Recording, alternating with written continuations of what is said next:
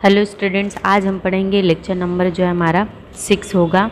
इसमें आज जो इसके पहले के लेक्चर में हम लोगों ने थोड़ा सा बायोटेक्नोलॉजी के बारे में डेफिनेशन देखा था। अगर आपने वो पूरा वीडियो देखा है तो आपको बात अच्छे से जल्दी समझ में आने वाली है, और ये वीडियो भी आप पूरा देखेंगे तभी चीज़ें आपको समझ में आएगी। तो मैं स्वागत करती हूँ मेरे यूट्यूब चैनल बेसिक क्लास में। मेरा नाम है विभू मिश्रा और आज हम पढ़ेंगे बायोटेक्नोलॉजी।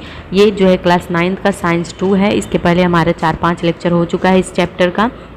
आज हमारा चैप्टर 6 है। तो अगर अभी तक आपने मेरे वीडियो को लाइक नहीं किया है तो फटाफट लाइक कीजिए, शेयर कीजिए और अपने फैमिली और फ्रेंड्स को जो है शेयर करने के बाद सब्सक्राइब कीजिए और बेल आइकॉन जो है हिट कीजिए ताकि ज़्यादा से ज़्यादा वीडियो मिल सके। Please support to the Hindi medium.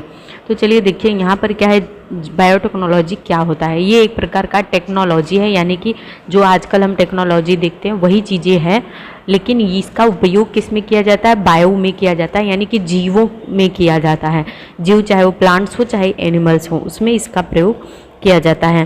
तो यहाँ पर देखिए बायोटेक्नोलॉजी में क्या होता है कि जैव प्रौद्योगिकी के नैसर्गिक गुणधर्म, यानी कि जो प्राकृतिक नेचुरल जो गुणधर्म होता है उसके अलावा उसके अतिरिक्त नए गुणधर्म धारण करने वाले वनस्पति व प्राणी की उत्पत्ति इस तंत्र ज्ञान की मदद से हुई है। यानी कि ये जो टेक्नोलॉजी है उसमें इसमें क्या है कि जो नेचुरली जो कोई प्लांट्स कितना बड़ा होता है, किस रंग का होता है। जैसे गुलाब को ही आपने देखा कि कई तरह के हो गए हैं, गुलाब कई रंग के हो गए, काले गुलाब, हरे गुलाब, नीले गुलाब।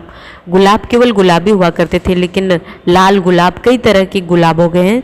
तो ये नए गुणधर्म आए कैसे? जो उसका नेचुरल गुणधर्म, नई खुशबू, नए ज़्यादा समय तक टिके रहने की क्षमता, नए वातावरण में जो है रहने की क्षमता, या फिर नए मौसम में, हर तरह के मौसम में उसको इन्वॉल्व करने की क्षमता जो उसके अंदर डाली जाती है। किसके माध्यम से? टेक्नोलॉजी के माध्यम से, यानी कि तंत्र ज्ञान के माध्यम से। आज हमारा जो विज्ञान विकसित हुआ है उस विज्ञान का उपयोग करके उसके अंदर ये नए गुण डाले जाते हैं। जो उसका नेचुरल गुण तो रहता ही रहता है, प्लस उसमें कुछ और नए प्रॉपर्टीज़ ऐड कर दी जाती हैं। वो करने का कार्य बायोटेक्नोलॉजी करती है। मनुष्य के लाभ के उद्देश्य से सजीवों में कृत्रिम रूप से जनुकीय बदलाव व संकर निर्माण कर सुधार करने की प्रक्रिया को जैव प्रौद्योगिकी कहते हैं। अब यहाँ पे जैव प्रौद्योगिकी की परिभाषा आएगी तो आप लिखेंगे कि मनुष्य के लाभ के उद्देश्य से सजीवों में कृत्रिम रूप से जनुकीय बदलाव व संकर निर्माण कर सुधार करने की प्रक्रिया को जैव प्रौद्योगिकी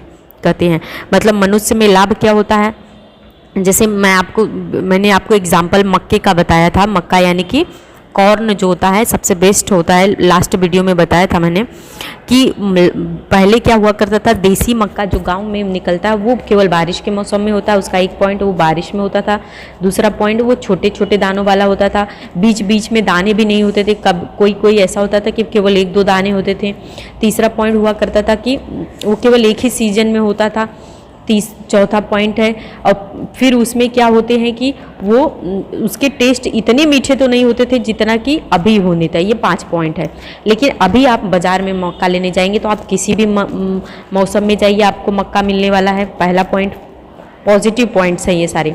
दूसरा है कि ये लंबे बड़े होते हैं, इसके दाने ठसाठस भरे रहते हैं। चौथा पॉइंट इसमें क्या है, ये बहुत मीठे होते हैं और ये काफ़ी दिनों तक हम इसको 4-5 दिन 6-7 दिन अपने फ्रिज में या अपने घरों में इसको स्टोर करके रख सकते हैं। तो ये सारी पॉजिटिव चीज़ें जो उसमें होती है। इसमें रोग जल्दी नहीं लगता क्योंकि इसके दाने को बोने से पहले इसको क्या कर सकते हैं, इसका टीका लगा देते हैं, वैक्सीन कर देते हैं। मतलब ऐसे केमिकल में डुबो देते हैं ताकि इस पर कोई किसी तरह का कोई फंगस या कीटाणु का रोग न लगे और ये फिर बड़े होने के बाद अच्छे फसल तैयार करें। तो ये सारी चीज़ें बायोटेक्नोलॉजी के कारण हुआ है। ठीक है फ्रेंड्स, तो ये हो गया उसकी परिभाषा। यहाँ पर दिया है कि इस तंत्र ज्ञान में जनुकीय अभियांत्रिकी यानी कि जेनेटिक इंजीनियरिंग व ऊतक संवर्धन यानी कि टिश्यू कल्चर दोनों तंत्रों का समावेश है।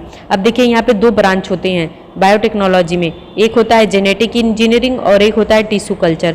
इन दोनों टेक्नोलॉजी का यूज़ किया जाता है और इसका उपयोग मुख्य रूप से नकदी फसल उत्पादन, मतलब अच्छे फसल उत्पादन के लिए, उनकी प्रजाति में सुधार यानी कि जो नई प्रजाति आती है वो बहुत अच्छी तो होनी चाहिए, पर्यावरणीय प्रताप सहन करने की क्षमता में वृद्धि, टीका निर्मित, जन्मजात रोगों का निदान, इंद्रियों के प्रत्यारोपण यानी कि जेनेटिक जो रोग होते हैं उसको ठीक करना, इंद्रियों का प्रत्यारोपण यानी कि हमारी जो 5 इंद्रियां हैं उन इंद्रियों को क्या करना कोई अगर घायल, किसी की आंखें खराब हो गई तो किसी की कोई दान किया हुआ आंख है तो दूसरे को लगा दिया जाए।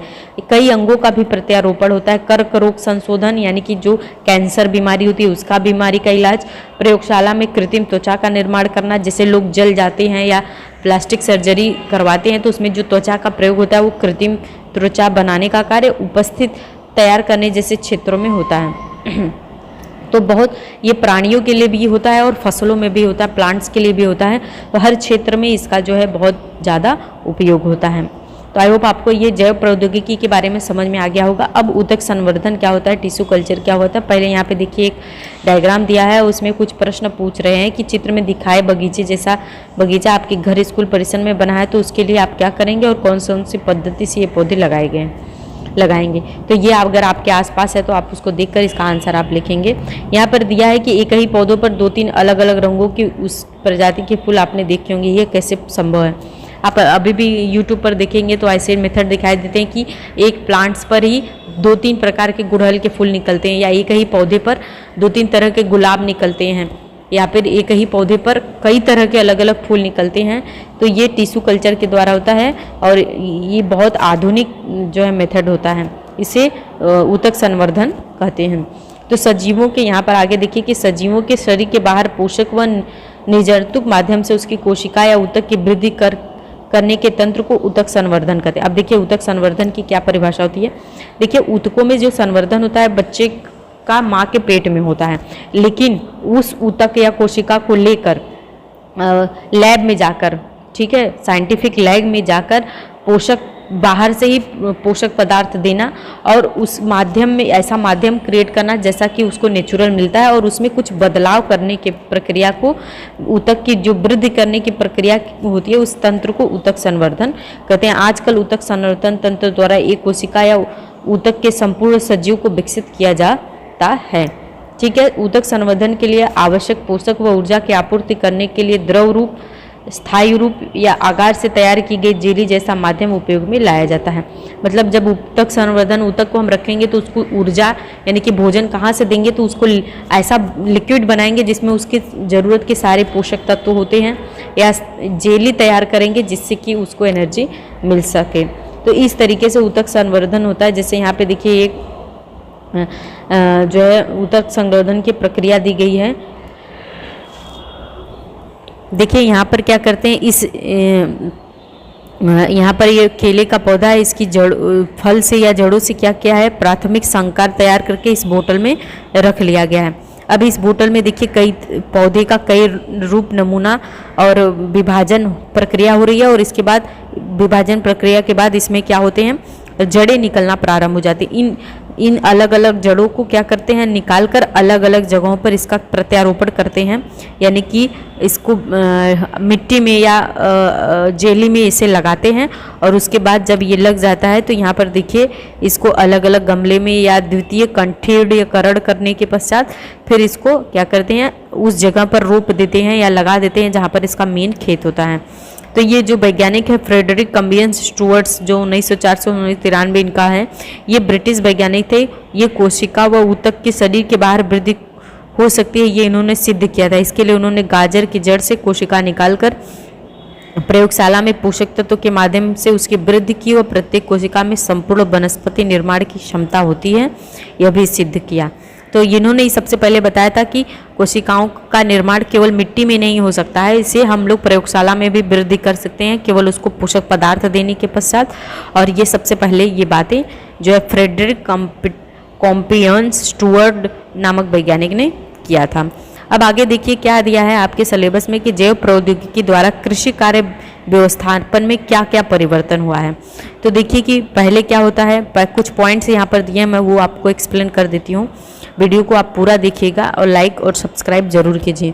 तो यहाँ पर देखिए कि फसलों के डीएनए में बदलाव लाकर जनों की सुधारित प्रजाति यानी कि जेनेटिकली मॉडिफाइड क्रॉप्स का निर्माण किया जाता है।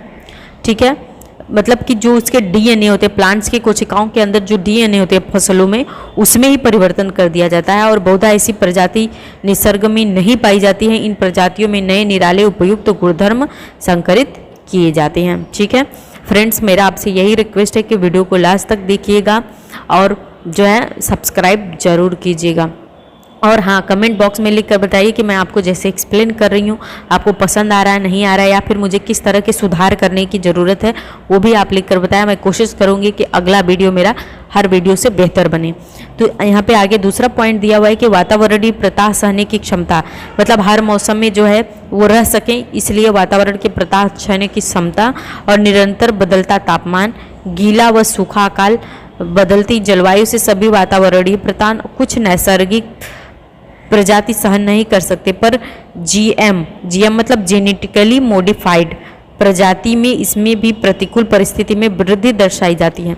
मतलब कि जेनेटिकली मॉडिफाई करके जो फसल के या अनाज के दानों जो तैयार किए जाते हैं उसमें ये सारे गुण डाल दी जाते हैं कि वो चाहे सूखा पड़े चाहे अकाल हो, फिर भी उनको ग्रोथ करना है। वो हर तरह के मौसम को सह सकते हैं, तापमान में बदलाव आता है तो भी सह सकते हैं। और ये जबकि जो नेचुरल प्लांट्स होते हैं वो ये सब चीज़ों को नहीं सह सकते हैं। तीसरा पॉइंट क्या दिया हुआ है कि उपद्रवी कीटक, यानी कि जो ऐसे कीटक होते हैं, इंसेक्ट्स होते हैं, वो क्या करते हैं कि रोग उत्पन्न करती हैं। रासायनिक अपतृषणानाशक का प्रतिरोध करने की क्षमता इस प्रजाति में होने के कारण जंतुनाशक, कीटनाशक व अपतृणनाशक का उपयोग किया जाता है। अपतृण मतलब कि जो अननेसेसरी घास फूस ग्रास निकल जाते हैं, जो घासें बार बार निकलती रहती हैं ज़मीन से, वो ऐसे केमिकल्स का यूज़ किया जाता है कि जहाँ पर प्लांट लगाया जाता है उसके आसपास के एरिया में जो है वो घास का उत्पादन, मतलब वो घास वृद्धि नहीं कर पाती हैं। और उस बीज में ऐसे जो है जेनेटिकली मॉडिफाई किए जाते हैं कि कोई भी इंसेक्ट या फंगस या कीटाणुओं से उसको कोई रोग नहीं हो सकता है। ठीक है, तो ये सब चीज़ें को डालकर इन सभी परेशानियों को टाला जा सकता है। उसके बाद लास्ट फोर्थ पॉइंट दिया है कि जेनेटिकली मॉडिफाइड प्रजाति के बीजों के कारण फसलों का पोषक मूल्य बढ़ता है तथा उसमें कम खराबी आती है। अब पोषक मूल्य बढ़ता है यानी कि आपको बहुत अच्छा एग्जाम्पल मैं बताऊंगी कि अमेरिका में अगर आप चावल खरीदने जाएंगे तो आप वहाँ पर इंडिया का चावल न मिलकर आपको वहाँ पर किसी और कंट्री का चावल मोस्ट ऑफ मिलता है। तो किसी बंदे ने पूछा कि भाई इंडिया में तो इतना अच्छे चावल और इतने ज़्यादा होते हैं, तो वहाँ के लोगों का कहना ये निकला कि भाई होता तो होगा, लेकिन यहाँ इंडिया के चावल में पोषक तत्व जो है न्यूट्रिएंट्स उतने ज़्यादा नहीं होते हैं जितना कि दूसरे कंट्री के होते हैं, जबकि इंडिया चावल में पूरे वर्ल्ड में अच्छे मात्रा में उत्पादन करता है। क्यों? क्योंकि यहाँ के किसानों को अभी जेनेटिकली मॉडिफाइड जो है धान या बीज प्राप्त नहीं है, ताकि वो ऐसे बीज लगाएं ताकि जिसमें अच्छे पोषक तत्व या न्यूट्रिएंट्स हो। ठीक है, डेवलप भारत में ही किया गया है, लेकिन भारत के ही किसानों को देने की सुविधा नहीं उपलब्ध है, सरकारों ने ऐसी सुविधाएं नहीं की है, और कंट्री के किसानों को सुविधा मिल गई है, यहीं से डेवलप किया हुआ लेकर गए हैं और वहाँ उगाकर वो दूसरे कंट्री में भी बेच रहे हैं। तो ये बहुत होता है, जैसे कि आपने किसी को शुगर हो जाता है तो लोग कहते हैं भाई ये वाला फल खाओ, वो मीठा है लेकिन शुगर फ्री है, तो वो उसमें ऐसा शुगर होता है जो कि उस पेशेंट को नुकसान नहीं पहुंचाता है। उसमें ऐसे पोषक तत्व तो एक्स्ट्रा डाल दिए जाते हैं ताकि वो हमारे लिए जो बहुत ज़रूरी है वो हमें खाने से तुरंत जो है अच्छी मात्रा में मिल जाए। उसके बाद इस प्रकार के जो है सर्व गुण संपन्न फसलों के बीज निर्मित होने से विश्व भर में किसान बड़े संख्या में जीएम यानी कि जेनेटिकली मॉडिफाइड फसल उत्पन्न कर रहे हैं।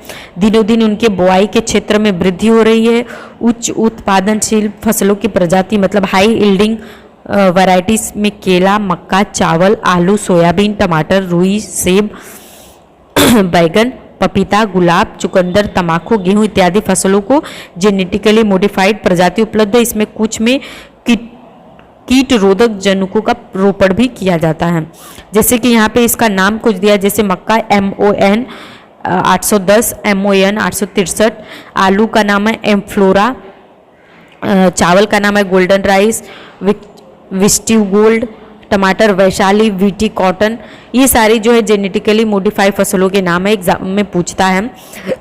इसके बाद दिया इस प्रकार के संवर्धन के माध्यम से हरित क्रांति साध्य हो रही है। भारत जैसे विशाल जनसंख्या वाले देश में भरपूर अनाज उत्पादित करने की प्रयत्न सफल हो रहा है। ठीक है, इसके बाद इस तरीके से जो है हमारे देश में जेनेटिकली मॉडिफाई करने से आपके जो है कितना बेनिफिट होता है, ये यहाँ पर दिया है कि आपके घर तथा विद्यालय के आसपास आपका पौध घर यानी नर्सरी तैयार करें। परिसर में बढ़ने वाले फूल फलों के पौधों तथा अलंकारित वृक्षों के पौधों तैयार कीजिए। इस आकृति में भविष्य में कुछ उद्देश्य विकसित हो सकते हैं क्या, इसके में भी विचार कीजिए। ठीक है फ्रेंड्स, तो आज मैं इतना ही बताऊंगी। आपको पूरा वीडियो देखने के लिए धन्यवाद। नेक्स्ट लेक्चर में, लेक्चर नंबर 7 में हम पढ़ेंगे कि उद्यान विद्या या पुष्प कृषि या पौधघर या वन विद्या के क्षेत्र में जैव प्रौद्योगिकी का क्या प्रयोग होता है। तब तक के लिए फ्रेंड्स